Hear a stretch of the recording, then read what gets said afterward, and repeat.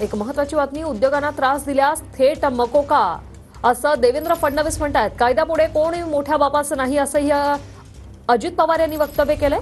उद्योगांना त्रास देणाऱ्यांवर आता मकोकाची कारवाई होणार असं फडणवीसांनी ठणकावून सांगितलंय। मधून आम्हाला इंडस्ट्रीकडनं तक्रार येते की आम्हाला त्रास दिला जातोय, आम्हाला ब्लॅकमेल केलं जातंय, आमच्याकडनं वसुली केली जाते।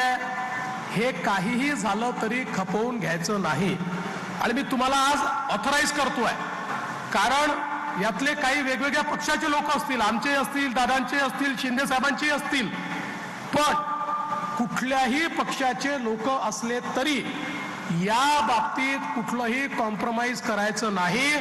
जर इंडस्ट्रीला कोणी त्रास देत असेल तर त्याच्यावर मोकासारखीच कारवाई करायची, खालची कारवाई करायचीच नाही। एक आरोपी पकडला, अहो पकडल्यावर त्याची धिंड काढा, त्याची अशी धिंड काढा की सगळ्या शहराला कळलं पाहिजे की चुकल्यानंतर कायदा किती श्रेष्ठ आहे, कोण मोठ्या बापाचा नाही, कोण छोट्या बापाचा नाही। या पद्धतीनं चाललं पाहिजे। खरं तर इथं सीपी पुण्याचे पाहिजे होते, मी सीपींना पण ऐकवलं असतं। यामध्ये कुठल्याही परिस्थितीत या गोष्टी होता कामा नये अशा प्रकारची माझं त्या सर्वांना सांगणं आहे।